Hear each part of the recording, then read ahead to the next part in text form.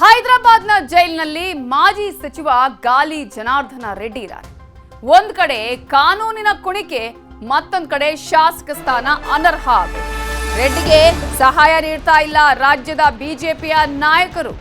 ಈಗಾಗಲೇ ಓಬಳಾಪುರಂ ಗಣಿ ಪ್ರಕರಣಕ್ಕೆ ಸಂಬಂಧಪಟ್ಟ ಹಾಗೆ 7 ವರ್ಷಗಳ ಜೈಲು ಶಿಕ್ಷೆಯನ್ನ ವಿಧಿಸಿದೆ. ಇಂತಹ ಸಂದರ್ಭದಲ್ಲಿ ಸಚಿವ ಗಾಲಿ ಜನಾರ್ದನ ರೆಡ್ಡಿಗೆ ಒಂದ್ ಕಡೆ ಕಾನೂನು ಕುಣಿಕೆ, ಮತ್ತೊಂದು ಕಡೆ ಶಾಸಕ ಸ್ಥಾನದ ಅನರ್ಹತೆ.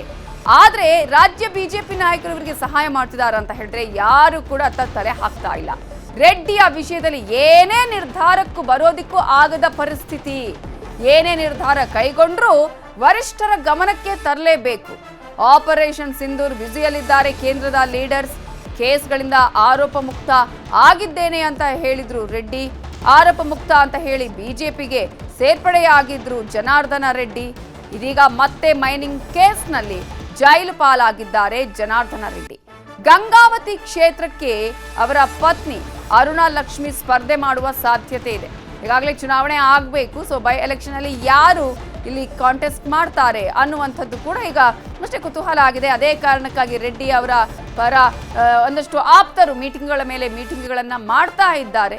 ಈಗಾಗಲೇ ಕ್ಷೇತ್ರದಲ್ಲಿ ಆಕ್ಟಿವ್ ಆಗಿದ್ದಾರೆ ಅರುಣಾ ಲಕ್ಷ್ಮಿ ಅವರು. ವಿಡಿಯೋ ಕಾನ್ಫರೆನ್ಸ್ ಮೂಲಕ ಕಾರ್ಯಕರ್ತರ ಜೊತೆಗೆ ಚರ್ಚೆಯನ್ನ ಮಾಡಿದ್ದಾರೆ.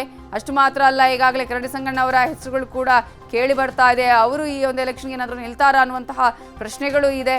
ಆದರೆ ರಾಜ್ಯ ಬಿಜೆಪಿಗೆ ಇದು ಉಗುಳೋದಿಕ್ಕೂ ಆಗಲ್ಲ, ನುಂಗೋದಿಕ್ಕೂ ಆಗೋದಿಲ್ಲ ಅನ್ನುವಂತಹ ಪರಿಸ್ಥಿತಿಯನ್ನ ತಂದಿಟ್ಟಿದೆ.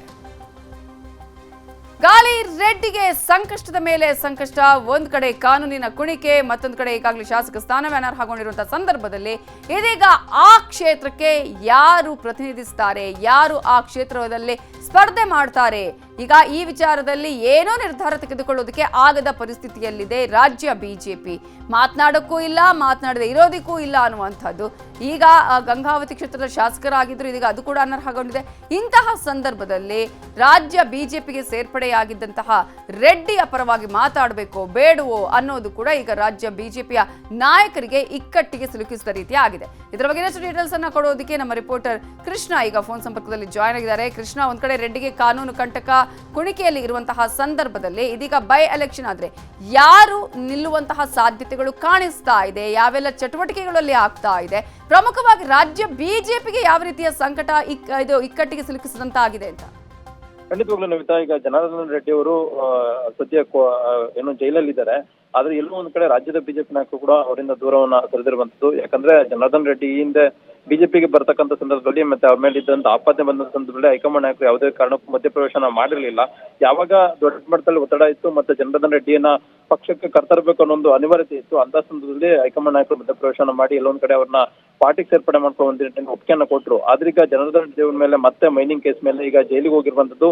ಮತ್ತೆ ಜನಾರ್ದನ ರೆಡ್ಡಿ ಅವರು ಕೂಡ ಒಂದ್ ಕಡೆ ಪಕ್ಷದ ನಾಯಕರು ಕೂಡ ಸಪೋರ್ಟ್ ಇಲ್ದೇನೆ, ಮತ್ತೊಂದ್ ಕಡೆ ಈಗ ಕಾನೂನು ಹೋರಾಟಕ್ಕೆ ತಮ್ಮ ಬೇರೆ ಏನೋ ಸಪೋರ್ಟ್ ಇಲ್ದೇನೆ ಇಲ್ಲೋ ಒಂದ್ ಕಡೆ ಸಂಕಷ್ಟಕ್ಕೆ ಸಿಲುಕಿರುವಂತದ್ದು. ಮತ್ತೊಂದ್ ಕಡೆ ಇದೇ ಒಂದು ನೆಪವನ್ನು ಇಟ್ಕೊಂಡು ಈಗಾಗಲೇ ಏನು ವಿಧಾನಸಭಾ ಕಾರ್ಯದರ್ಶಿ ಕೂಡ ಈಗಾಗಲೇ ಅವರ ಶಾಸಕ ಸ್ಥಾನವನ್ನು ಅನರ್ಹಗೊಳಿಸುವಂತ ನಿಟ್ಟಿನಲ್ಲಿ ಕೂಡ ಆದೇಶವನ್ನು ಮಾಡಿದ್ದಾರೆ. ಹೀಗಾಗಿ ಜನಾರ್ದನ ರೆಡ್ಡಿ ಅವರು ಒಂದ್ ಕಡೆಗೆ ಕಾನೂನು ಹೋರಾಟವನ್ನ ಅಲ್ಲಿ ಜೈಲಿಂದ ಹೊರಗಡೆ ಯಾವ ರೀತಿಯಾಗಿ ಮೇಲ್ ಬರಬೇಕು ಅನ್ನೊಂದು ಹೋರಾಟವನ್ನ ಮಾಡೋದಾದ್ರೆ, ಆಲೋಚನೆಯನ್ನ ಮಾಡೋದಾದ್ರೆ, ಮತ್ತೊಂದ್ ಕಡೆ ಶಾಸಕ ಸ್ಥಾನವನ್ನ ಅನರ್ಹಗೊಳಿಸಿದ್ದಾರೆ. ಅದರಿಂದ ಯಾವ ರೀತಿಯಾಗಿ ಅದನ್ನ ಉಳಿಸ್ಕೊಳ್ಬೇಕು ಅನ್ನೋ ನಿಟ್ಟಿನಲ್ಲಿ ಕೂಡ ಈಗಾಗಲೇ ಕಾರ್ಯತಂತ್ರವನ್ನ ಮಾಡ್ತಾ ಇರುವಂತದ್ದು. ಈಗ ಜನಾರ್ದನ ರೆಡ್ಡಿ ಅವರ ಬೆಂಬಲಕ್ಕೆ ಸದ್ಯಕ್ಕೆ ಅವರ ಪತ್ನಿಯಾಗಿರ್ತಕ್ಕಂಥ ಅರುಣಾ ಅವರು ಈಗಾಗಲೇ ಬೆಂಬಲವನ್ನ ಕೊಟ್ಟಿರುವಂತದ್ದು. ಆ ಕಾನೂನು ಹೋರಾಟ ಯಾವ ರೀತಿಯಾಗಿ ಮಾಡ್ಬೇಕು ಅನ್ನೋ ನಿಟ್ಟಿನಲ್ಲಿ ಕೂಡ ಕಾರ್ಯತಂತ್ರವನ್ನ ಮಾಡ್ತಾ ಇದ್ದಾರೆ. ಇದ್ರ ಜೊತೆಗೆ ಯಾವಾಗ ಇದು ಅನರ್ಹಗೊಳ್ತೋ ಈಗಾಗಲೇ ಕಾಂಗ್ರೆಸ್ನ ಆಕಾಂಕ್ಷಿ ಕೂಡ ದೊಡ್ಡ ಮಟ್ಟದಲ್ಲಿ ಈಗಾಗಲೇ ಒಂದ್ ಕಡೆಗೆ ಅಲ್ಲಿ ಸ್ಪರ್ಧೆ ಮಾಡುವಂತ ನಿಟ್ಟಿನಲ್ಲಿ ಸಿದ್ಧತೆಯನ್ನ ಮಾಡ್ಕೊಂಡಿರುವಂತದ್ದು. ಗಂಗಾವತಿಯಿಂದ ಮಾಜಿ ಶಾಸಕರಾಗಿರ್ತಕ್ಕಂಥ ಅನ್ಸಾರಿ ಅವರೇನಿದ್ದಾರೆ ಅವರು ಕೂಡ ಸ್ಪರ್ಧೆ ಮಾಡುವಂತ ನಿಟ್ಟಿನಲ್ಲಿ ಈಗಾಗಲೇ ಎಲ್ಲಾ ಸಿದ್ಧತೆಯನ್ನ ಮಾಡ್ಕೊಂಡಿರುವಂತದ್ದು. Navita, okay, thank you Krishna ಡೀಟೇಲ್ಸ್ಗೆ.